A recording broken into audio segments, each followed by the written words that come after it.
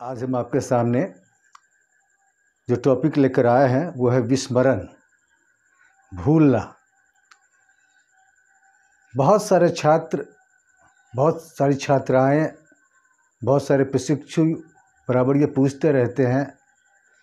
कि आखिर कोई पाठ क्यों नहीं याद रहता, कोई पाठ याद करने के बाद लंबे समय तक हमारे स्मरण में क्यों नहीं रहता।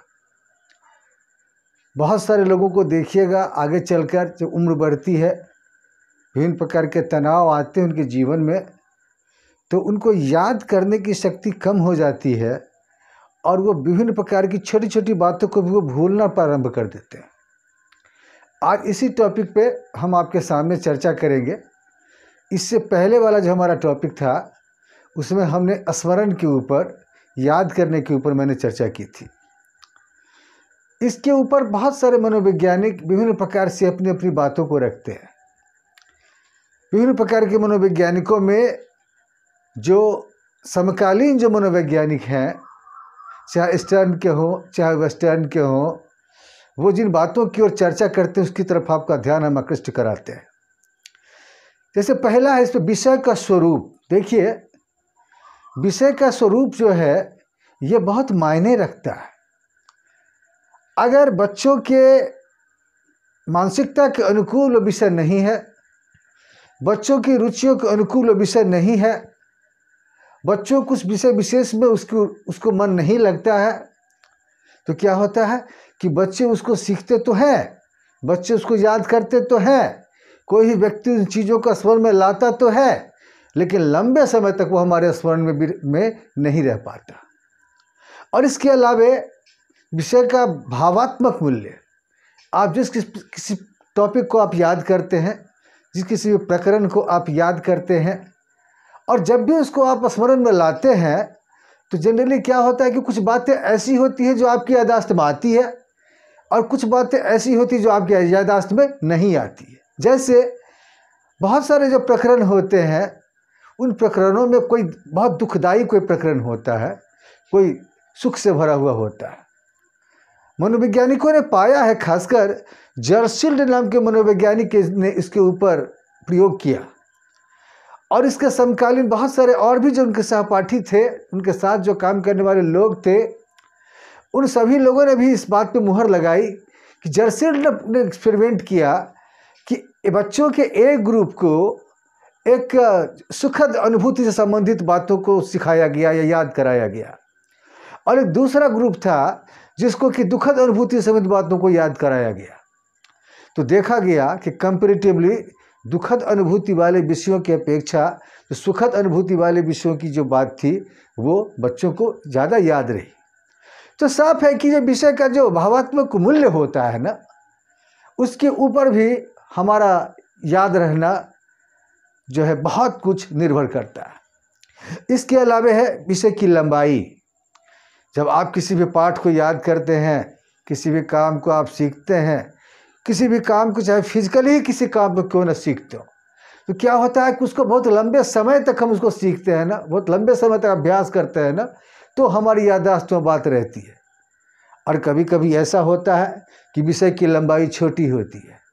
हम उसका आकलन दूसरे ढंग से कर लेते हैं। हम सोचते हैं कि तो बहुत छोटा है, तुरंत हमारे स्मरण में आ जाएगा, याद करते हैं स्मरण में आ भी जाता है। लेकिन मनोवैज्ञानिकों ने पाया है कि एक लंबा अंतराल मिलने के बाद, एक आध सप्ताह बीतने के बाद, जब उन चीज़ों का स्मरण में लाया जाता है तो पाया जाता है कि जो विषय लंबा था, चूँकि उस विषय के लिए बच्चों ने ज़्यादा प्रयास किया था, उसको बच्चों ने ज़्यादा पढ़ा था, तो बच्चों को वो बातें लंबे समय तक याद रही। और ऐसे विषय जो छोटे थे, जिस विषय की लंबाई बड़ी छोटी थी, क्योंकि बच्चों ने उसको ज़्यादा उसके लिए अभ्यास नहीं किया, क्या हुआ कि उन चीज़ों को बच्चे बहुत जल्द भूल गए। और इसके अलावा है कि सीखने की मात्रा,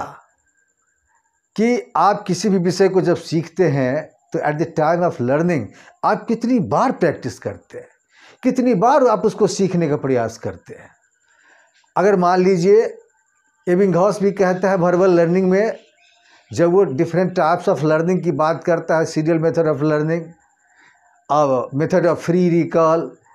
प्रॉम्प्टिंग एंड एंटिसिपेशन या पेयर्ड एसोसिएशन में जब वो बात करता है, तो थॉर्नडाइक कहता है वहाँ पे कि अगर आप किसी भी पाठ को आप याद कर लेते हैं ना, तो याद करने के बाद 2-3 बार और उसको आप प्रयास कर लें, 2-3 बार और उसको आप रिवाइज कर लें। इससे क्या होता है कि वो हमारी याददाश्त तो लंबे समय तक होती है। लेकिन बहुत सारे लोग बहुत हल्के में लेते हैं, सोचते हैं कि अरे तो मेरे जहन में आ गया ये बात, इन बातों को हम नहीं भूल पाएंगे। और चूंकि उसके लिए वो ज़्यादा प्रयास नहीं करते, और जब ज़्यादा प्रयास नहीं करते तो क्या होता है, उसको वो भूल जाते हैं। तो ये भूलने का एक प्रमुख कारण है। इसके अलावा कि सीखने की विधि, मैं डिफरेंट मैंने जो वीडियोज़ मैंने जो आप लोगों के सामने जो पेश किया है, मैंने मेथोडोलॉजी के ऊपर बड़ी चर्चा की है। चूँकि किसी भी पाठ को सीखने में, किसी भी पाठ को जानने में आपको मेथड्स का बड़ा ही उपयोगी स्थान होता है। आप किसी भी पाठ को सीखते कैसे हो, उस पाठ का स्वरूप क्या है, उस पाठ के लिए किस प्रकार की मेथोडोलॉजी का प्रयोग होगा। अगर आपने गलत विधियों का प्रयोग कर दिया तो याददाश्त में नहीं रहेगी। याद कर भी लेंगे आप तो कुछ देर के बाद उसको भूल जाएंगे, कुछ दिनों के बाद आप उसको भूल जाएंगे। और इसके अलावा मनोविज्ञान में ही विभिन्न प्रकार की विधियां हैं, जो साइकोलॉजिकल मेथड्स हैं। उस मेथड का भी प्रयोग अगर समुचित रूप से सही वे में, सही पाठ में अगर उसको प्रयोग में लाया जाए तो निश्चित रूप से आप उन चीज़ों को नहीं भूल पाएंगे। लेकिन होता क्या है जनरली कि हम सही विधियों को प्रयोग में नहीं लाते। जब हम लर्न कर रहे होते हैं, जब सीख रहे होते हैं, जब याद कर रहे हम होते हैं, तो ऐसी घड़ी में क्या होता है कि हम विधियों का सही रूप से प्रयोग नहीं करते और फलतः हम उन चीज़ों को बहुत ही जल्द भूल जाते हैं। और इसके अलावा कि विषयों में अभिरुचि, कि आप जिस विषय विशेष को सीखते हैं, जिस विषय विशेष को आपने सीखा है, आपने पढ़ा है, आपने जाना है, क्या उस विषय विशेष में आपकी रुचि है। अगर उस विषय विशेष पर आपकी रुचि नहीं है तो आप याद करने के बाद भी आप रट्टा मार के याद भी कर लोगे, आप ज़्यादा प्रैक्टिस कर भी लोगे आप, लेकिन उन चीज़ों को आप एक अंतराल आने के बाद आप भूल जाएंगे। कारण क्या होता है कि at the time of learning हमारे मानस पटल में हमारे मेमोरी ट्रेस बनते हैं। और मेमोरी ट्रेस हमारे तभी बनते हैं जबकि वो विषय हमारी अभिरुचियों से मेल खाता है, हमारी दिलचस्पियों से मेल खाता है, हमको विषय भाता है। अगर ऐसा नहीं होता तो जब भी हम याद करना चाहते हैं उन चीज़ों को हम याद नहीं कर पाते और उन चीज़ों को हम भूल जाते हैं। इसके अलावा बहुत सारे लोगों को आप देखिएगा कि मस्तिष्क का आघात होता है, ये विभिन्न प्रकार के शारीरिक कष्ट होते हैं। जब कुछ लोगों को इस विभिन्न प्रकार के मानसिक आघात लगते हैं, जब विभिन्न प्रकार का शारीरिक कष्ट होता रहता है, ऐसी स्थिति में वो उन चीज़ों को याद नहीं कर पाते,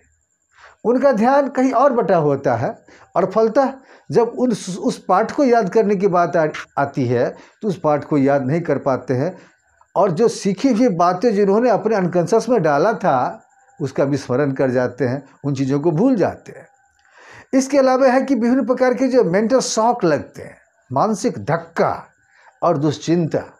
बहुत सारे लोगों को देखिएगा कि किसी बात को लेकर बहुत ज़ोर से मानसिक धक्का लगता है, या बहुत सारे लोगों को देखिएगा कि वो छोटी छोटी सी बातों पे भी दुश्चिंतित रहते हैं, अनाप शनाप सोचते रहते हैं, इन्फिनिटी पाल लेते हैं। और ऐसे लोगों में क्या होता है कि चूंकि इनका चित्त स्थिर नहीं रहता, सीखने के टाइम पे इनके अनकॉन्शियस में बातें सही रूप से जा नहीं पाती, और जब भी याद करते हैं ऐसी चीज़ों को तो वो उनके चेतन मन में आ नहीं पाती और फलतः उन चीज़ों को ये भूल जाते हैं। इसके अलावा मानसिक पर्यवेक्षण, मेंटल सुपरविजन जिसको कहते हैं हम लोग। देखिए, जो भी शिक्षक, जो भी छात्र, जो भी प्रशिक्षु मुझे सुनते हैं, आपसे निवेदन है भाई कि जब आप किसी भी पाठ को याद कर लें, जब इस पाठ को जब वो सलीके से अपने अचेतन में डालने का प्रयास करें, तो ऐसी स्थिति में कुछ मानसिक रूप से भी थोड़ा सा उसके बारे में रिवीजन करते रहना चाहिए मेंटल लेवल पे। मान लीजिए कि आप वैसे तो किसी पाठ को जैसे आप 2 बार 4 बार 5 बार आपने पढ़ लिया और लगा आपको कि मैंने इसको सीख लिया, फिर भी इसके बाद आप मन ही मन उस चीज़ को थोड़ा सा रिवीजन कीजिए। अगर आप ऐसा करते हो ना तो आपकी याददाश्त बड़ी मजबूत होती है। अदरवाइज़ आप उन चीज़ों को बहुत ही जल्द उनको आप भूल जाते हैं, आपकी याददाश्त में बातें नहीं रहती हैं। और इसके अलावे ऑर्मर और एक्सटेंट, इन दो मनोवैज्ञानिकों ने एक और एक्सपेरिमेंट किया याददाश्त के बारे में या भूलने के बारे में, कि इन्होंने कहा कि जो बहुत सारे बच्चे ऐसे होते हैं या बहुत सारे प्रशिक्षु ऐसे होते हैं जो सीखने के टाइम पे अनवरत वो सीखने का प्रयास करते हैं, लगातार वो सीख लेते हैं, और कुछ लोग ऐसे होते हैं जो सीखते हैं उसके बाद कुछ अंतराल, वो इंटरवल देते हैं। या कभी कभी तो ऐसा भी होता है जो कि ऑर्मर ने इसको सिद्ध किया, एक्सटेंट ने भी इस बात को प्रमाणित किया कि अगर बच्चे या सीखने वाले जो लर्नर्स होते हैं उन बातों को सीख लेते हैं, याद कर लेते हैं, अपने मानस पटल में उन चीज़ों को डालने का प्रयास कर लेते हैं, और उसके बाद 6, 7, 8 घंटे की वो नींद ले लेते हैं, और उसके बाद फिर जब उन चीज़ों को वो पढ़ते हैं या स्मरण में लाते हैं तो वो चीज़ें उनके स्मरण में ज़्यादा आ जाती है। लेकिन जनरली क्या होता है कि लोग इस बात को जानते नहीं कि आखिर हम सीखी हुई बातों को स्मरण में कैसे रखें, किस प्रकार से रखें, और फलतः ये होता है कि जब सही रूप से हम उन चीज़ों को ध्यान में नहीं लाते, हम सही बातों को हम सही रूप से प्रयोग में नहीं ला पाते, तो क्या होता है कि हमारी जो मेमोरी ट्रेस जो हमारा है ना, वो बहुत ही कमज़ोर हो जाता है, वो धीरे धीरे वो उस क्या कहते हैं विस्मृत हो जाती है, और फल होता है कि हम उन चीज़ों को भूल जाते हैं।